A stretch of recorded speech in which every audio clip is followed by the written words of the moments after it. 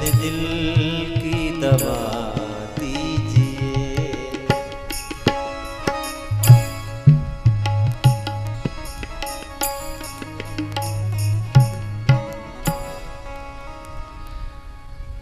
थोड़ा सा मुस्कुरा दीजिए मेरे प्यारे, दर्द दिल की दवा दीजिए। तेरी एक मुस्कुराहट ने हमारे होश उड़ा दिए। तेरी एक मुस्कुराहट ने हमारे होश उड़ा दिए। अभी हम संभल भी नहीं पाए और तुम फिर मुस्कुरा दिए।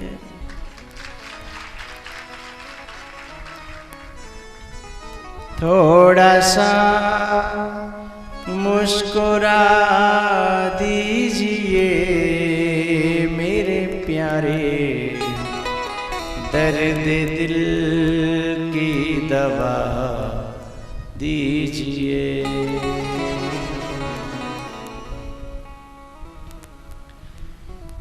भैयाओ, 8वें स्कंद में समुद्र मंथन की कथा है, बलि की कुछ चर्चा है। और 9वें स्कंद में सूर्य वंश की चर्चाएं हैं, जिसे इक्ष्वाकु वंश भी कहते हैं, रघुवंश भी कहते हैं, जिसमें सगर, अंशुमान, दिलीप, भगीरथ, खटवांग, दीर्घबाहु, रघु, अज, दशरथ, इन सब महान आत्माओं की गाथा है।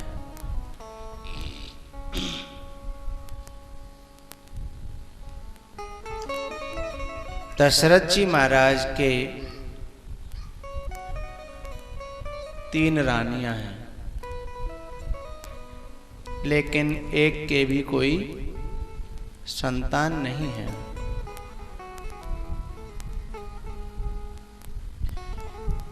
एक बार भूपति मन माहि, भई गलानि मोरे सुत नाहि। गुरु गृह गयऊ तुरत महिपाला,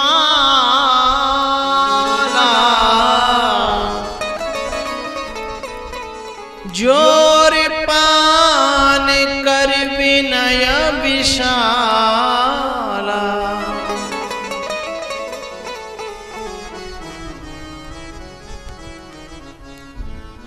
गुरुदेव ने भी तुरंत कह दिया, धरहु धीर होई सुत चारि।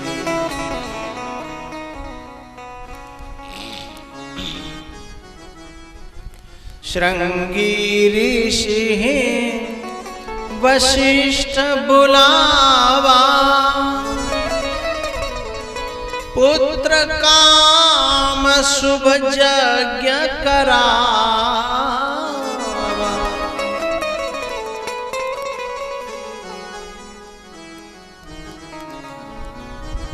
यज्ञ कुंड से प्रसाद मिला, रानियों में बांटा गया और रानियां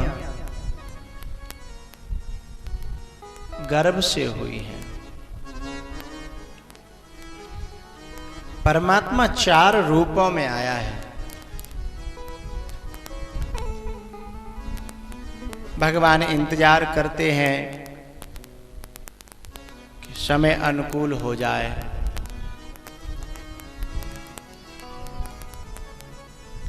जोग लगन गृहवार तिथि,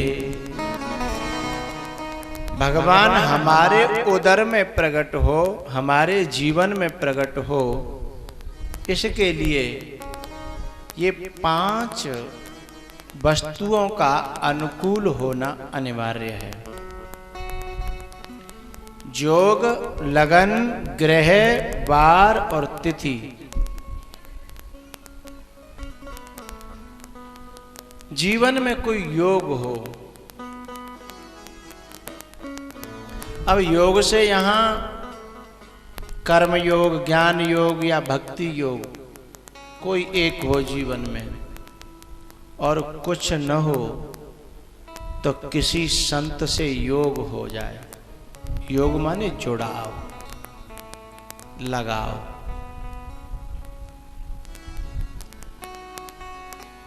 दूसरे नंबर पे लगन।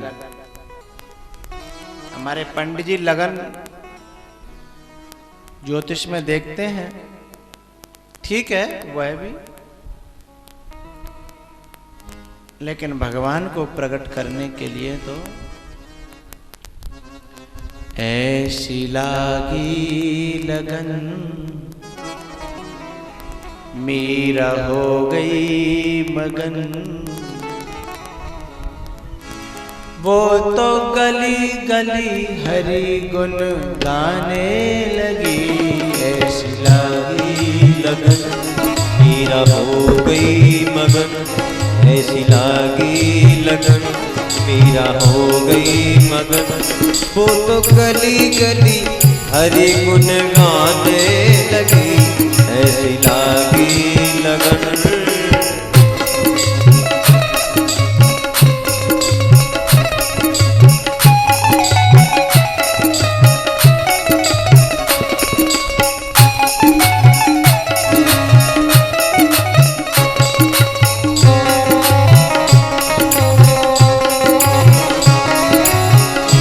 रही संतों के संग रंगी गिरधर के, रही संतों के संग रंगी गिरधर के, मेरा पागल दीवानी कहाने लगी। ऐसी लागी लगन मेरा हो गई मगन, वो तो गली गली हरि गुण गाने लगी। ऐसी लागी लगन।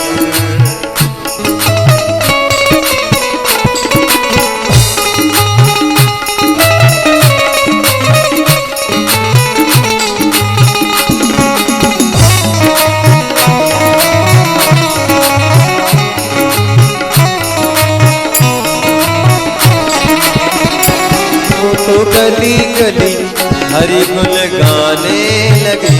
ऐसी लागी लगन मीरा हो गई मगन, ऐसी लागी लगन मीरा हो गई मगन, वो तो गली गली हरि गुण गाने लगी। रही संतों के संग रंगी गिरधर के रंग, मेरा पागल दीवानी कहाने लगी। ऐसी लागी लगन। योग, लगन, ग्रह। गुरु का अनुग्रह हमारे अनुकूल होना चाहिए। योग, लगन, ग्रह, वार। वार यानी एतवार, यानी विश्वास हमारे जीवन में होना चाहिए। तिथि नवमी यानी पूर्ण। ओम पूर्णमदः पूर्णमिदं पूर्णात् पूर्णमुदच्यते। हमारे जीवन में या तो पूर्णता होनी चाहिए या फिर बिल्कुल रिक्तता होनी चाहिए, खालीपना।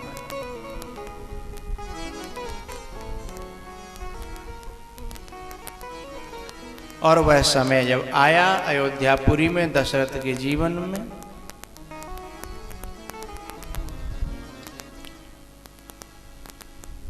तो 12 बजे थे रात के, है कि नहीं? हैं? कछु तो नहाई करने बोले हाँ। अरे जब राम का जन्म हो रहा है तो रात के कहाँ थे 12 बज गए। अच्छा कछु तो ऐसे टेसू बैठे रहता है, बिन के जाने कछु कहो बोले हाँ हाँ। बोला है ऐसा, बोला हाँ।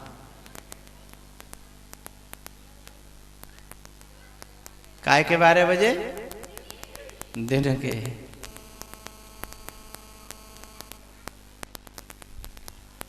नौमी तिथि मदमास मध्य दिवस अति शीतन घामा। बड़ा सुंदर वातावरण अयोध्या में, और उसी तिथि मुहूर्त और काल में भगवान श्री राघवेंद्र सरकार का अवतार हुआ। बोलो राम लला की, जोर से बोलो भाई, बोलो रामचंद्र भगवान की। हाँ, भरत लाल का जन्म हुआ, लखन लाल का और शत्रुघ्न का भी जन्म हुआ, और यह बात दशरथ के कान में पहुंची। दशरथ पुत्र जन्म सुने काना, और मानव ब्रह्मानंद समाना। और जैसे ये खबर अयोध्या में पहुंची, सब लोग अयोध्यावासी बधाई ले लेकर के दशरथ के दरवाजे पर पहुंचे। और अब हम भी पांडाल में 5 मिनट जो है नंद महोत्सव नहीं, दशरथ महोत्सव मनाएंगे। बाकी लोग बैठे रहेंगे, और जिन्हें राम की जन्म की खुशी होगी वो झूमेंगे, नाचेंगे, गाएंगे, और जो नाचने वालों से जलेंगे उन्हें जलाएंगे।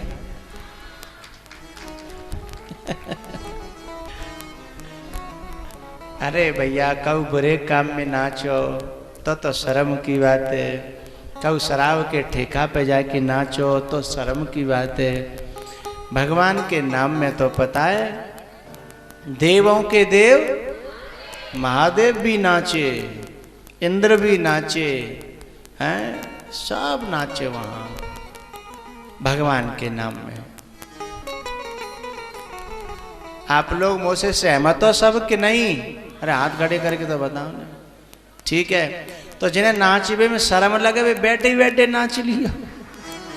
बैठे बैठे को रोके।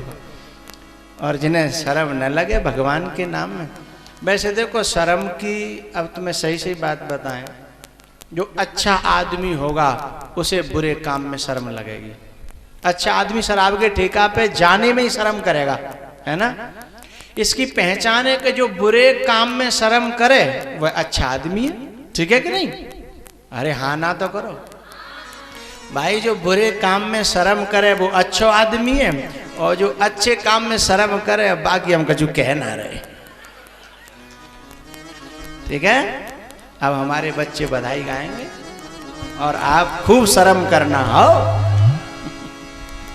बधाई हो बधाई, बधाई हो बधाई, बधाई हो बधाई, बधाई हो बधाई, बधाई हो बधाई, बधाई हो बधाई। देखो ऐसे बैठे हैं ये, देखो ऐसे बैठे हैं जैसे चटक जमाई। बधाई हो बधाई, बधाई हो बधाई, बधाई हो बधाई, बधाई हो बधाई, बधाई हो बधाई।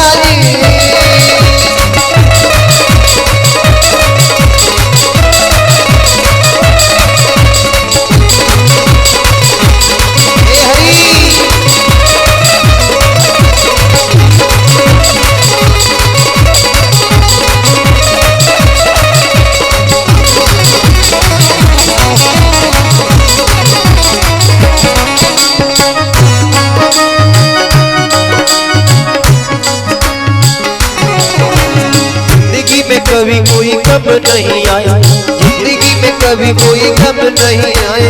राम जी की सेवा से न मन घबराए, राम जी की सेवा से न मन घबराए। जिंदगी में ऐसे रहा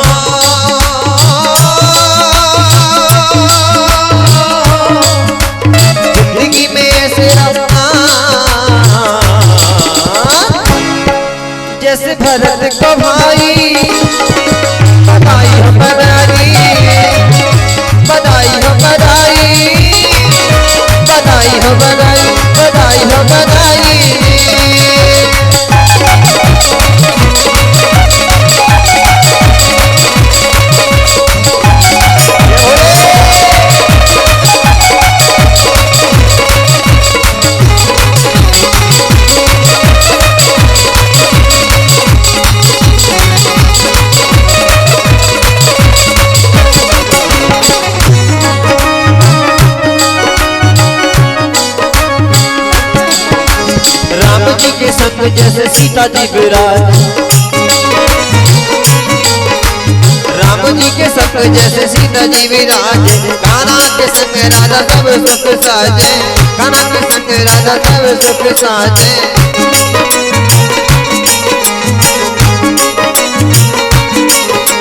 राम जी के संग जैसे सीता जी विराज, कान्हा के संग राधा सब सुख साजे। जिंदगी में ऐसे रहा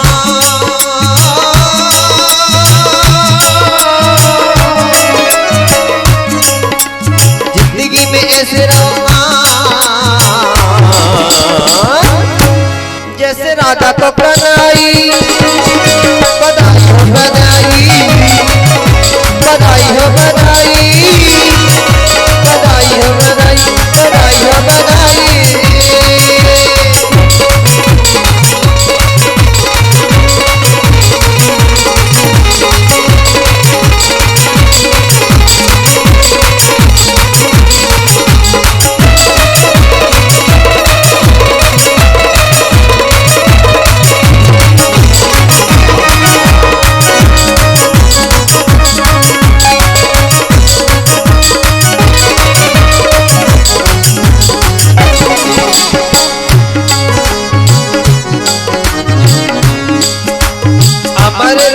परिवार सदाई, अमर रहे परिवार सदाई, जुग जुग जीव परिवार सदाई, जुग जुग जीव परिवार सदाई।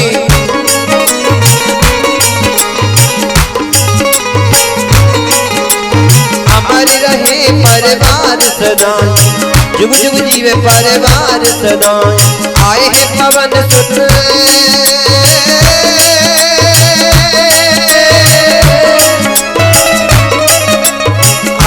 पवन लेके राम की बधाई, बधाई हो बधाई, बधाई हो बधाई, बधाई हो बधाई।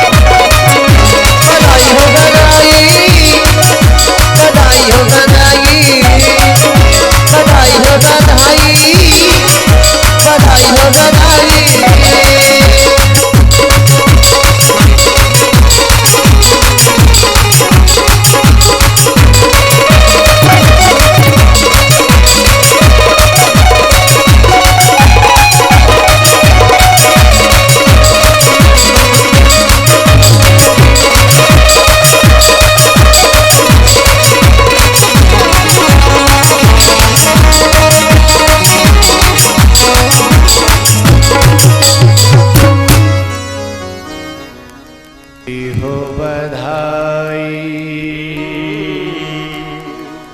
बधाई हो बधाई, बधाई हो बधाई, बधाई हो बधाई। बोलो रामचंद्र भगवान की जय जय श्री राधे।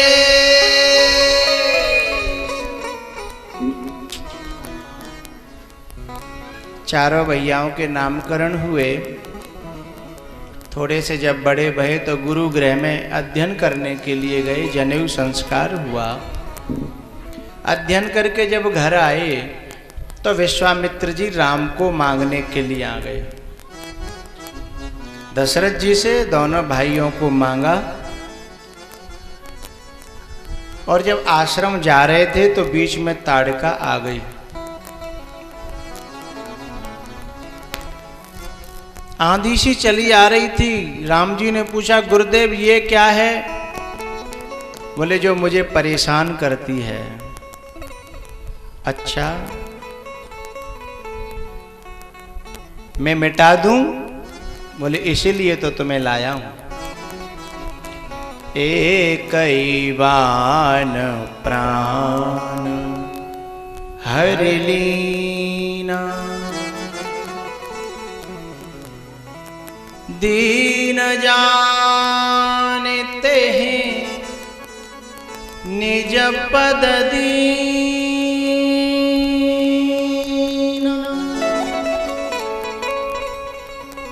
दीन जानते हैं निज पद दीना। एकैवान प्राण।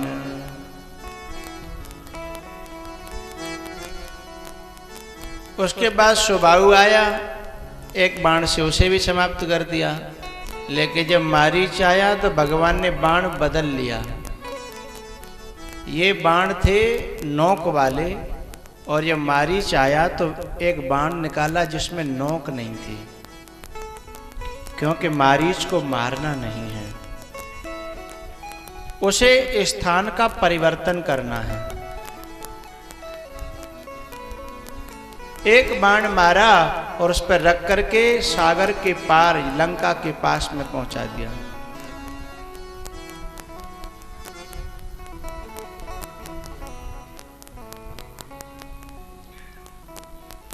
राम, तुमने मेरे यज्ञ को सफल किया, अब एक यज्ञ और इंतजार कर रहा है, चलोगे? आपकी जो आज्ञा गुरुदेव। जनकपुर की ओर जब चले तो रास्ते में एक बड़ा सन्नाटा भरा हुआ सुनसान आश्रम। बोले गुरुदेव, ये शिला कैसी, ये पत्थर कैसा, ये जड़ता कैसी?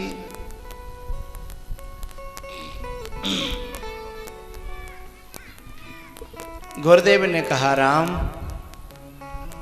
आपके इंतजार में ये एक पतिता, एक दुखिता पड़ी हुई है।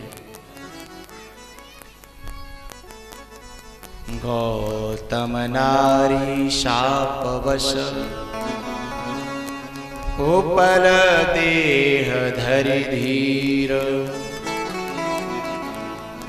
चरण कमल रज चाहती। कृपा करहो रघुवीर।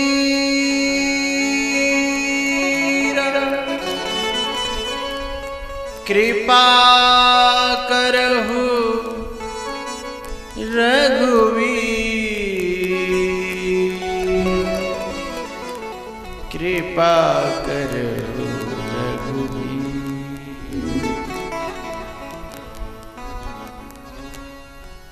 गुरुदेव, ये रज क्यों चाहती है? गुरुदेव ने कहा, इसका पतन ही रज के कारण हुआ है। काम एषः क्रोध एषः रजो गुण समुद्भव।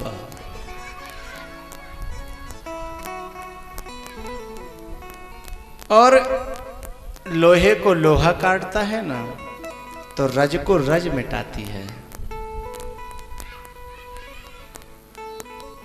रजोगुण से जो विकार पैदा होते हैं उसे भगवान की चरण रज मिटा देती है।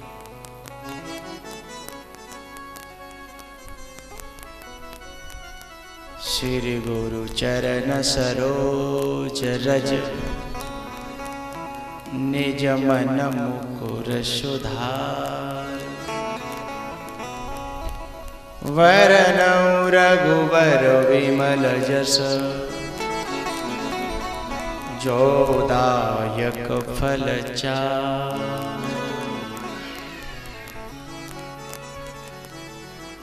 इसलिए रज मांग रही है क्योंकि इसका पतन भी रज से हुआ।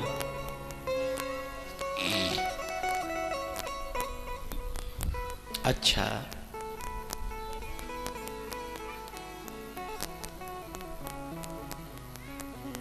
ठीक है गुरुदेव, आपकी आज्ञा का मैं पालन करूंगा।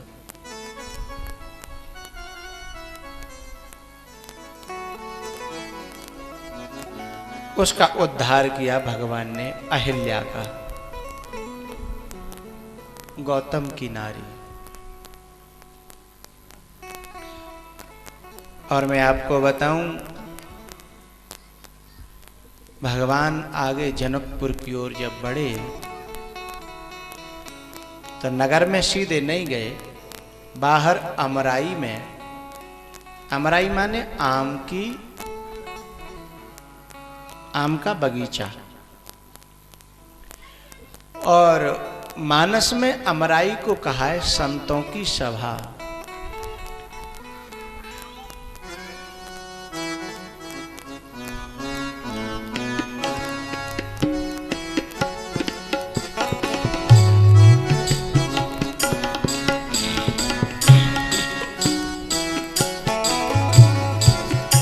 संत सभा चहु देश अमराई, संत सभा चहु देश अमराई। श्रद्धारितो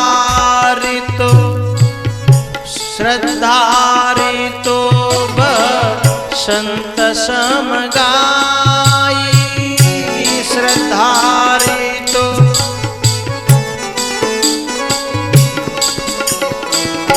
संत सभा चहु देश अमराई, संत सभा चहु देश अमराई।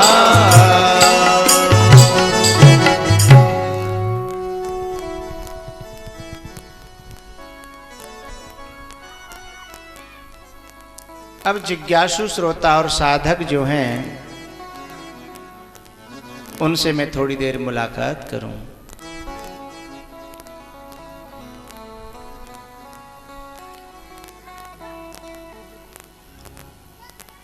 जनकपुर विदेह नगर है, संतों का नगर है, साधुओं का नगर है, और यहाँ के सिर्फ नर ही नर नहीं, नारी भी साधु हैं।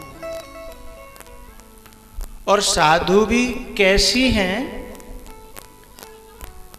शुद्ध साधु, सिद्ध नहीं, शुद्ध साधु।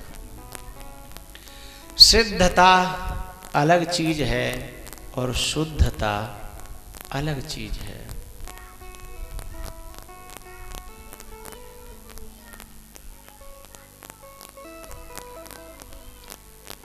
धर्मात्मा नहीं है यहाँ के लोग, धर्मशील हैं। धर्मात्मा या धर्मवान का मतलब है धर्म को अपने ऊपर लादना, ओढ़ना, जबरदस्ती मन ओटे न, लेकिन करना पड़ रहा है ना, जिनके स्वभाव में ही बस गया है।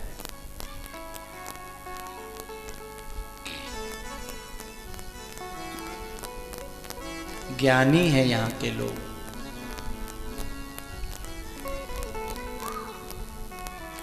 और गुणवान हैं जनकपुर के लोग। धर्मशील ज्ञानी गुणवंता,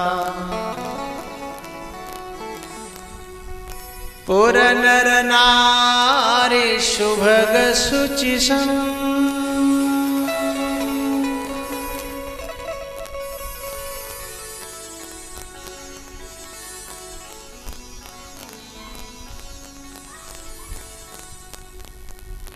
विदेह नगर है ये, अयोध्या है धर्म नगर, धर्म भूमि, और लंका है देह नगर, भोग भूमि। इन तीन की चर्चा तो आप लोगों ने सुनी भी होगी, लेकिन एक विशेष निवेदन,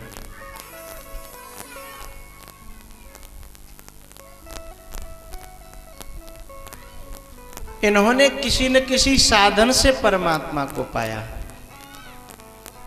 विदेह नगर वालों ने, देह नगर वालों ने और धर्म नगर वालों ने। लेकिन एक भूमि और है जहां भगवान से कौल के रात मिले हैं, वह है शुद्ध भाव भूमि। वहां न धर्म है, न विदेहता है, न कोई साधन है।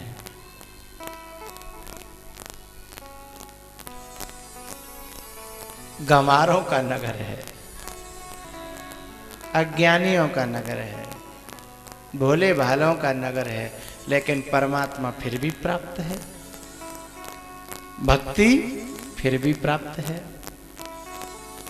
और शायद उनको ऐसे प्राप्त नहीं है विदेह नगर वालों को जैसे कि इनको प्राप्त है। अरे उन्हें भक्ति मिली तो नंगे होना पड़ा, हल चलाना पड़ा, यज्ञ करने पड़े हैं, तब भक्ति प्राप्त हुई। लेकिन इन भाव भूमि के लोगों के यहाँ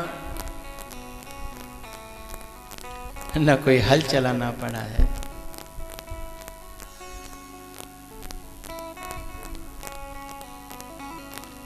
नाथ सकल साधन में हीना, कीनी कृपा जान जन दीना,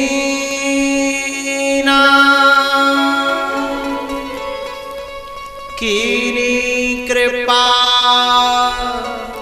जान जन दीना।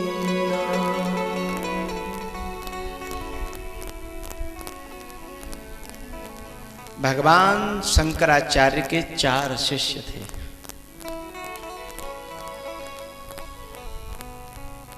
और एक तो बड़े प्रकांड विद्वान सुरेशाचार्य जी, बड़े प्रकांड। उन्हें शास्त्रार्थ में पहले हराया, फिर वो शिष्य बने, उनको अध्ययन करा रहे थे। उन्हीं में एक शिष्य था थंतोटक। कोई ज्ञानी नहीं, कोई विद्वान नहीं, न अध्ययन की कोई रुचि, बस सेवा करना उसका काम। सेवा। लेकिन पता है जब पाठ चलता तो शंकराचार्य जी इंतजार करते कि तोटक आ जाए, तोटक आ जाए। एक दिन वो किसी सेवा में उलझ गया, इधर बहुत देर हो गई। शिष्यों ने कहा गुरुदेव बहुत देर हो गई, पाठ शुरू करो।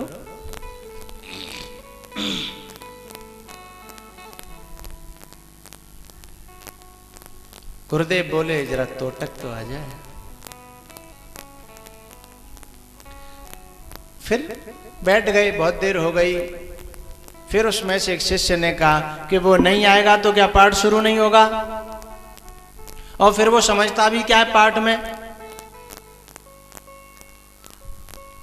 वो कुछ समझता ही नहीं है। फिर उसे पाठ में बैठाना और हम लोगों का समय, कीमती समय।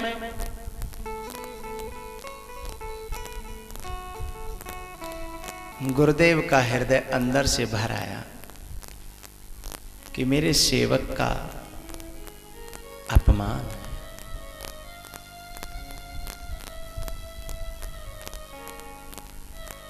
गुरुदेव ने वहीं से कृपा की और तोटक वहां से सूत्रों का पाठ करता हुआ, और जब निकला आंखें फटी की फटी रह गई। तोटक सूत्रों का पाठ, संस्कृत व्याकरण सूत्र।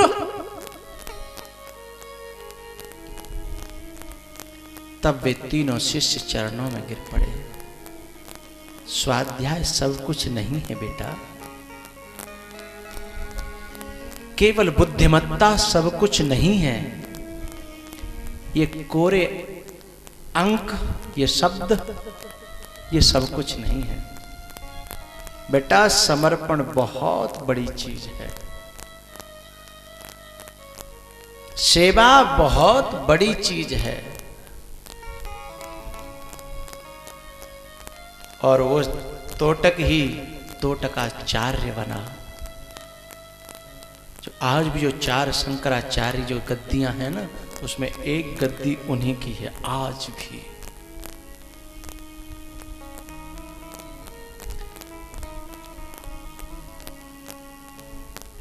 अभी संयम के तापों का तुम्हें तपना नहीं आया।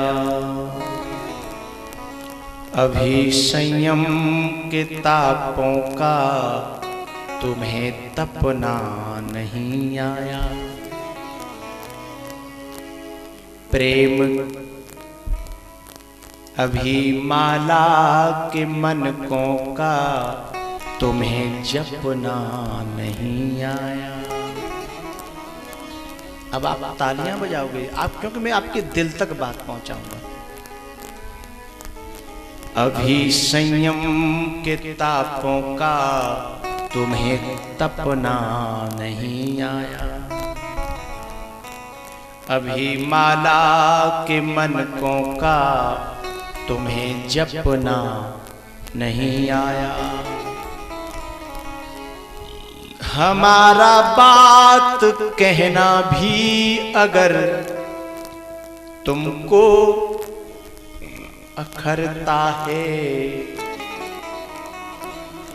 हमारा बात कहना भी अगर तुमको अखरता है, अभी सच्ची मोहब्बत का तुम्हें करना नहीं आया।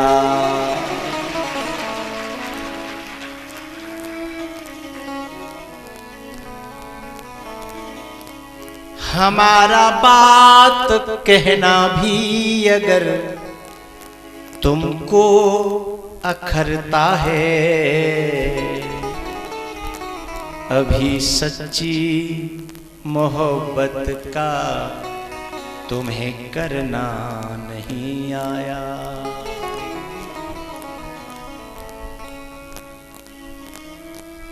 जब समर्पण आता है, जब प्रेम जगता है, जब भाव बनता है, तो विद्याएं उत्पन्न होने लगती हैं, विद्याएं प्रकट होने लगती हैं।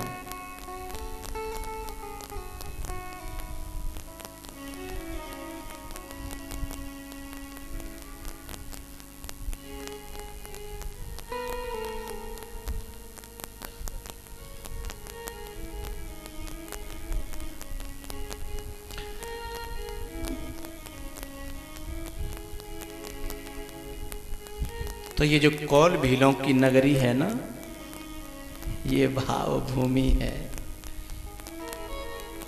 और ये जनकपुर है, ये ज्ञान भूमि है। सब कुछ है यहाँ, भक्ति भी है। लेकिन परमात्मा बड़े जतनों से आया है, फिर भी हैं, कितने जतन किए गए हैं और कितना इंतजार किया गया है।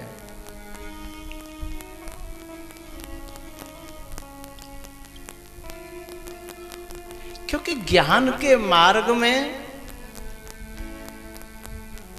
बहुत कम पुकार सम्मिलित होती है।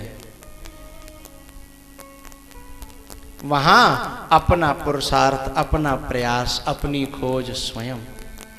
तो भगवान कहता कर बेटा, जब तो पे पार न पर है तो फिर आ जाइयो, फिर हम करेंगे कोशिश। और जनक पे जब पार न पड़ी, वो जब दीनता आई, समर्पण आया, फिर परमात्मा चले।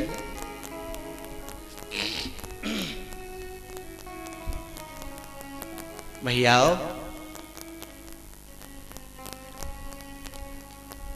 गुरु सतानंद और जनक जी और कुछ मंत्रीगण, कुछ ब्राह्मण अमराई बाड़ी में भगवान के दर्शन करने के लिए, यानी गुरु विश्वामित्र से मिलने के लिए आए। राम लखन कहीं चले गए थे और मुलाकात हुई, सब बैठ गए और अचानक से फिर भगवान वहां आए और भगवान को देख करके सब लोग खड़े हो गए और चकित हो गए। और जनक की तो आंखें फटी की फटी रह गई।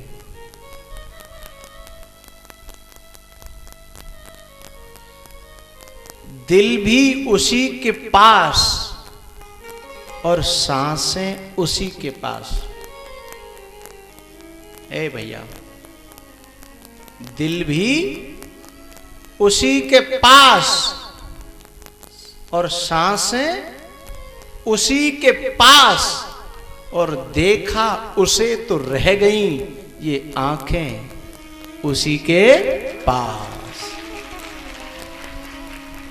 देखा उसे तो रह गई ये आंखें उसी के पास।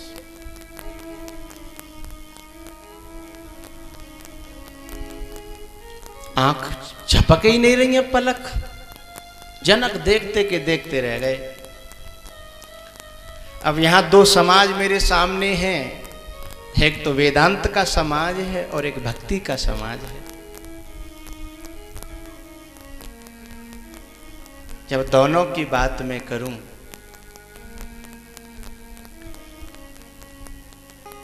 भक्ति की सुरक्षा के लिए ज्ञान का होना ठीक है, जरूरी है, लेकिन जिस ज्ञान में भक्ति नहीं है वह सूखा ज्ञान भी जीवन में अधूरापन रखेगा।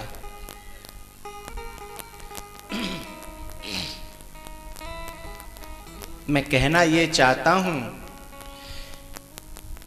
कि चेहरे में उलझ गया है वह जिसको चेहरों से कोई लेना देना नहीं है, क्योंकि ज्ञान के मार्ग में, वेदांत के मार्ग में रूप मिथ्या होता है और नाम भी मिथ्या होता है। और जनक इस बात को स्वीकार करता है कि मेरा मन जन्मजात सहज बैरागी है। अब एक तरफ कोई व्यक्ति कहे कि मैं बैरागी हूं और एक तरफ काऊ के रूप पर मोहित हो जाए, तो ये दोनों बातें एक जगह कैसे हुई? अच्छा, एक बात मैं आपको बताऊं, जब जनक जी राम के रूप पर मोहित हुए तो जनकपुरी में इस बात की खुशी सबसे ज्यादा सुनैना को हुई और अयोध्या में यह खुशी सबसे ज्यादा लखन को हुई।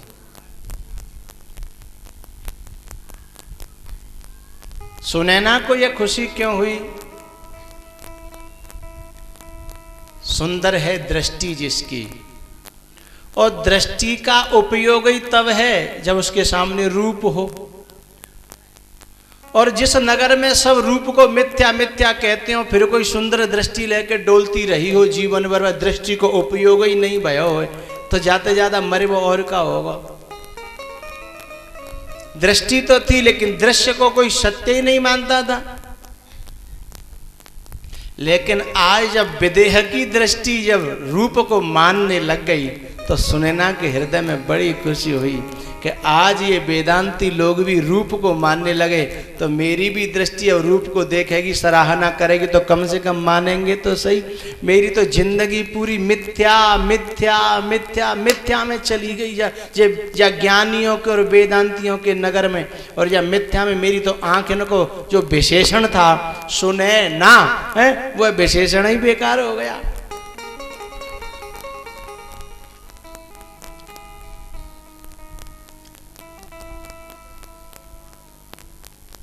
लेकिन आज जब जनक इस प्रजा का राजा, वेदांतियों की प्रजा का राजा, ये योगी, ये ज्ञानी, ये जनक जब रूप पर मोहित हुआ, ये आंखें किस लिए हैं? किसी को हृदय तक ले जाने के लिए और उसे हृदय में बसाने के लिए।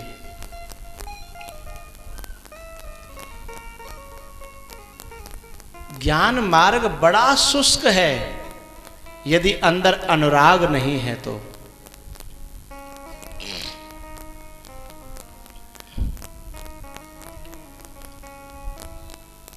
भरत से जब भरत और कैकेयी आपस में जब मिलते हैं दशरथ मरण के बाद, तो भरत जैसा कठोर कोई दिखता नहीं है, और ये जनक जैसा भी कठोर कोई दिखता नहीं था। लेकिन जैसे राम के वनवास के बाद अंदर से निकल पड़ी भरत की प्रेमा भक्ति, ऐसे ही राम बिलोकत प्रगट्यु सोई। जनक के हृदय में बसा हुआ अनुराग, और जैसे ही राम को देखता है भूल गए अपनी ज्ञान व्यान की पूरी जितनी चौकड़ियां थी। उन्हें यह भी नहीं था कि मुझे कोई ज्ञानी कहेगा कि या अज्ञानी कहेगा, कोई लेना देना नहीं।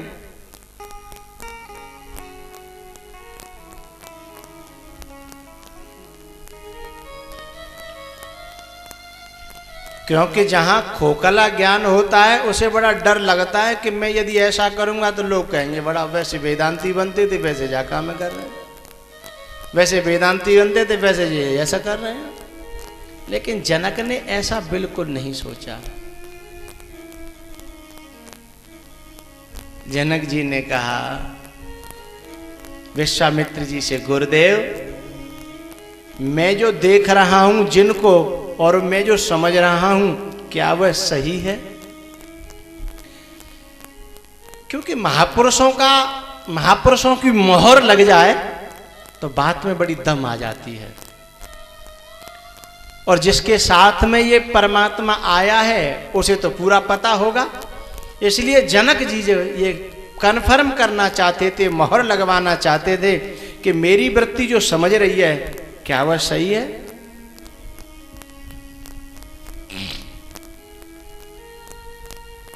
गुरुदेव मुझे ऐसा लग रहा है कि जीव और ब्रह्म साक्षात मेरे सामने आ गए हैं। अब विश्वामित्र जी सोचने लगे कि तेरी दृष्टि तो बड़ी तेज है भाई, एक नजर में पहचान दिया। और सहमति देने ही वाले थे, तब तक राम जी ने थोड़ी सी एक प्यारी सी मुस्कान दी विश्वामित्र जी को और कहा, सुनो अभी हमें यहाँ ब्रह्म नहीं बनना है, अभी हमें यहाँ दशरथ का बेटा बनना है, और हमें धनुष तोड़ना है और विवाह करना है, और ब्रह्म के जीवन में ये होता नहीं है।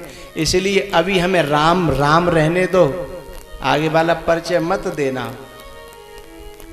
कहने ही वाले थे विश्वामित्र, राम जी के इशारे से अपनी वाणी को रोक लिया और क्या परिचय दिया?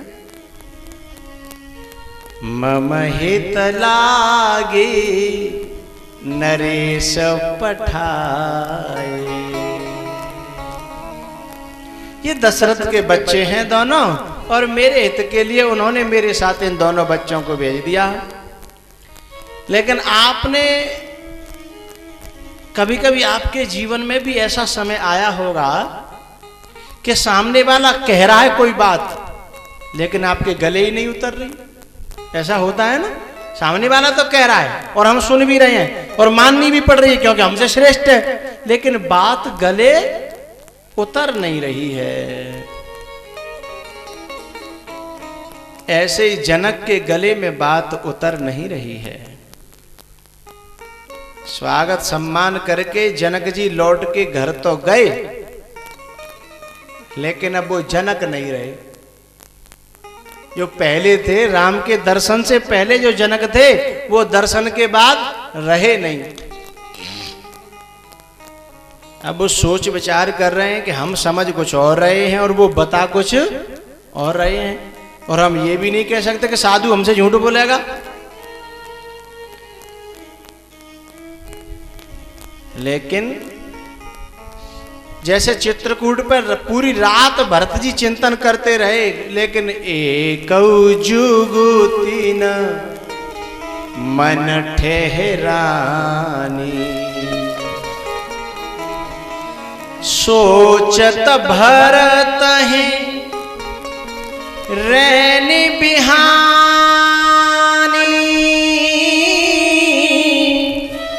और यहां सोचत जन कहे रैनी बिहानी। एक जुगुती न मन ठहरानी। एक जुगुती न मन ठहरानी।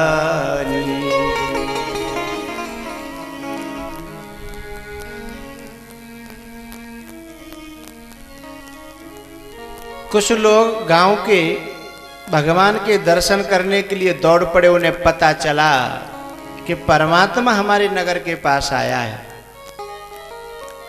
तो दौड़ पड़े। धाये धाम काम सब त्यागी, मनहु रंक निधि लूटन लागी। जे जैसे ही तैसे ही उठे धावे, और बाल वृद्ध कहूं संगन लावे। दौड़ पड़े।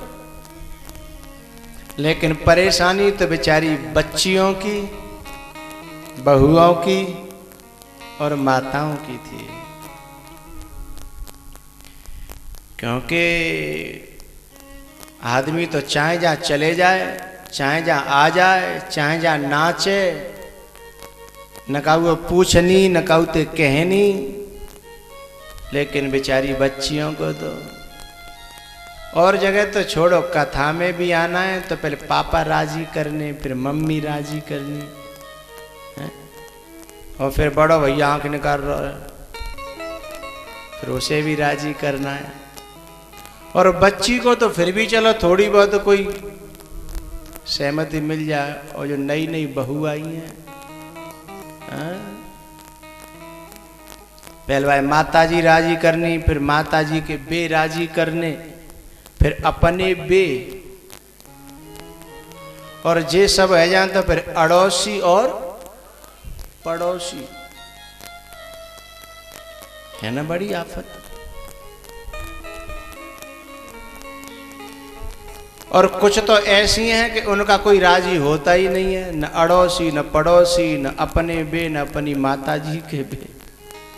खबरदार, टांग तोड़ दूंगा। हाँ, कोई राजी नहीं होता। अब वे क्या करें।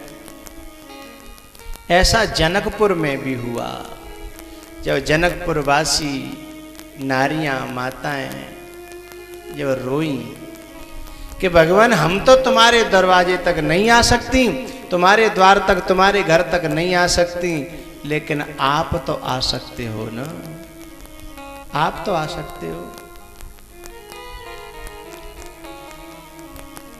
तब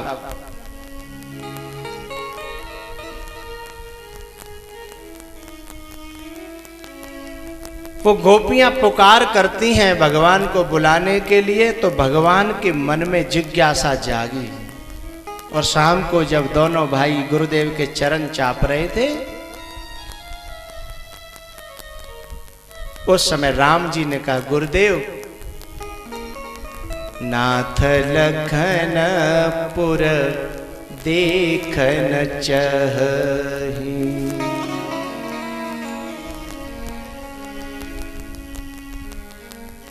गुरुदेव, ये लखनपुर देखना चाहता है। गुरुदेव बोले, लखन देखना चाहता है तो बाकी मोड़ो नहीं है, कि जीव नहीं है, कि होठ नहीं है, कि दांत नहीं है, कि भाई आवाज नहीं है, कि गलो बैठ गया है, क्या बात है कहे।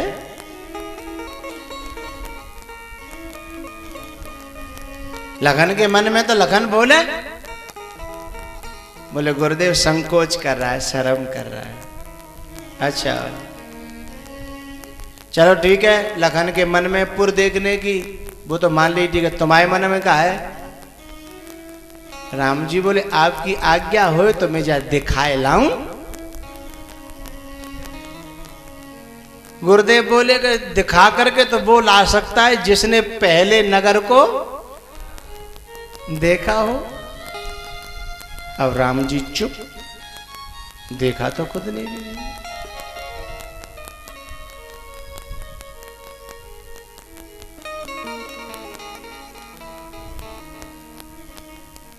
ठीक है चलो जाओ नगर देख आओ, लेकिन तुम लखन को दिखाने जा रहे हो, तुम भी क्या याद करोगे? तुम्हें भी तुम्हारे बाप दादे मिलेंगे वहां। बाप दादे का मतलब तुम लखन को दिखाने जा रहे हो, तुम्हें भी दिखाने वाले मिल जाएंगे। दोनों भैया जनकपुरी में जब गए, ऐसे ही नहीं गए, पुकार चल रही थी वहां। मेरा यार बन के आजा, मेरा प्यार बन के आजा, मेरा प्यार बन के आजा, मेरा प्यार बन के आजा। ना तरस रहे हैं नैना, तरस रहे हैं, मुखड़ा जरा दिखा जा। यार यार प्यारे गलियों में मेरी आजा।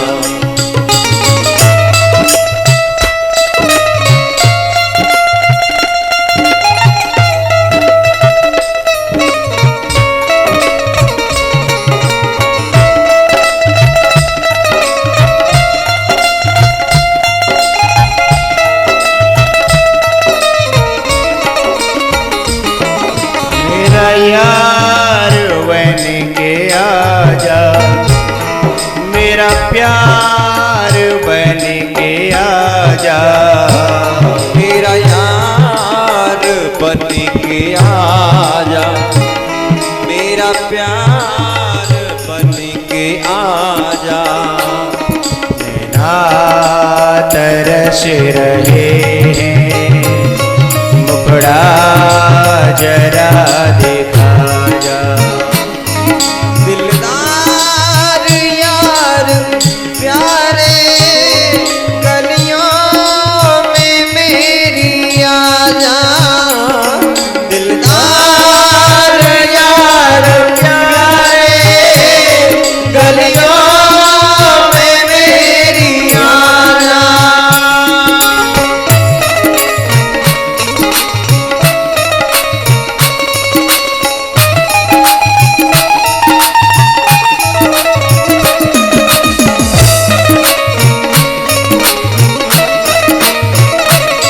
सब लोग लाज खोई चुपचाप बैठ रोई।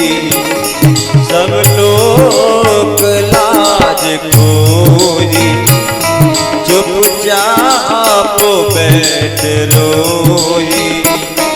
अपना मिलान कोई अपना मुझे बना जा। दिलदार यार प्यारे गलियों में मेरी आजा।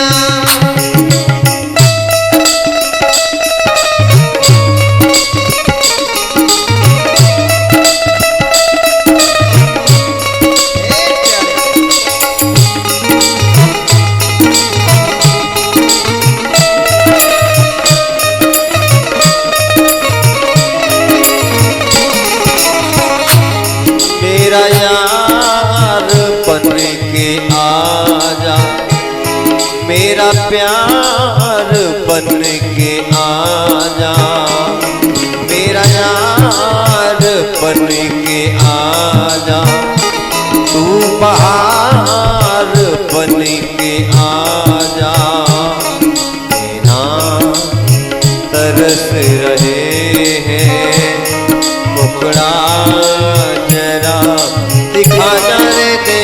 आजा यार यार प्यारे गलियों में मेरी आजा दिलदार यार प्यारे गलियों में मेरी आजा मेरा प्यार बन के आजा मेरा यार बन के आजा नैना तरस रहे हैं मुखड़ा जरा दिखा जा